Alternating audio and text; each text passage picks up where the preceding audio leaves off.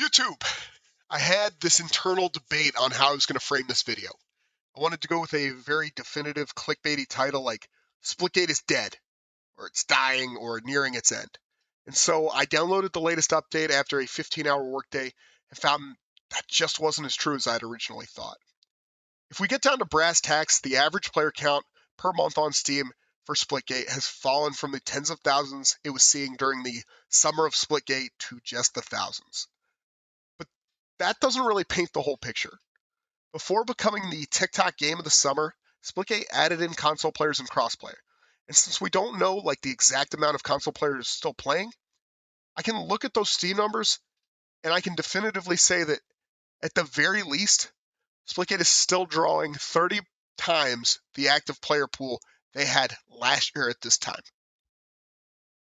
The developers over at Splitgate HQ just came out with their Blocktober Patch, which I admittedly had no idea what that meant, but we'll talk more about that in a minute. And, oh yeah, they still got $100 million in funding 4 months ago. So saying they're dead or dying, I think, is trendy, but is a little hyperbolic at this point. If we go back and look at Splitgate's rise to success, which, by the way, breathed new life into this channel, which, speaking of new life into this channel, guys, hit the like, hit the sub button. I appreciate it, and it really helps. We noticed 3 things. Much like Among Us or Fall Guys, this game blew up on TikTok. And there was a demand to play this game that the developers admittedly couldn't meet, which created this sort of mini frenzy. The biggest game of the pandemic and probably of the last 2 years, Call of Duty Warzone was being heavily criticized for its lack of new content and the abundance of cheaters in the game. This is still happening. Yeah, oh, I'm beating a dead horse now? Okay, yeah, we wouldn't want to rub anyone at Activision the wrong way. And the biggest streamers were actively looking for alternatives. There hadn't been a new top shooter out in the previous year besides Cold War, which I think the FPS community would openly say was one of the most disappointing Call of Duties of all time. And even if it was a solid game, we were almost 10 months into Cold War's lifespan at that point, which is about the time everybody starts getting bored and looking for alternatives anyway, or looking forward to the next COD, which might actually even be more of a boring thing to think about. Splitgate, on the other hand, had just had their relaunch, so to speak, for consoles, and it was a new game with some buzz. They got hot at the right time, the game had solid shooting mechanics, had a touch of nostalgia in its gameplay, all while throwing this brushstroke of innovation into the mix with the portal mechanic. And after playing the new update, it looks like, at least in that aspect, they're continuing to push things forward. The Blocktober patch brings some bug fixes, but in keeping with the celebration of Blocktober, see, I told you we'd get back to it, which is the celebration of creativity in video games and encourages the use of block mesh in video game map layouts, brings 5 new unique block mesh maps. Initially, I thought this was the laziest way they could add new content to the game. Oh yeah, red doors.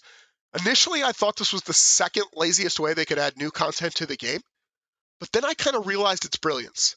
They added 5 unique looking maps to the game that also seem to kind of play on the nostalgic vibe you get when playing Splitgate. The gameplay is still super polished and has a unique feel to it. But some of those other contributing factors to their success have changed. The competition's steeper now. Halo, which is a directly comparable game with a passionate fanbase of its own, released with free multiplayer. Vanguard has done everything in its power to wipe away the blight that was Cold War, and Battlefield is out now and is doing some innovating of its own with its new Hazard Zone mode. Splitgate might not be sitting at the adult table yet, but they do have a solid spot at the kids' table, and they're eating. And because they're flying a bit under the radar, they have this freedom to try out some really unique stuff. The Showdown mode is still one of the best arena multiplayer game modes I've played in a long time. In short, the new update for Splitgate is solid, and I'd say I'd probably commit some time to playing more of it, but I think the honest truth is that if anything's dying here, it's arena multiplayer. The most quotable thing I've heard since the release of Halo is, Halo's good, but it's Halo. Vanguard's good, but it's COD. And as much as it might hurt to kind of say, Battle Royale and other limited life game modes like the ones in Counter-Strike, Valorant, Rainbow Six Siege have captured the spotlight right now. And I don't think that's going to change anytime soon. But I think Splitgate is at least creative enough to weather that storm and maintain an albeit smaller player base for a while. Guys, thanks for watching. And unless some major gaming story breaks in the next week, I'm going to spend some time next Monday talking about why I do or don't think Halo needs a BR. Have a good one.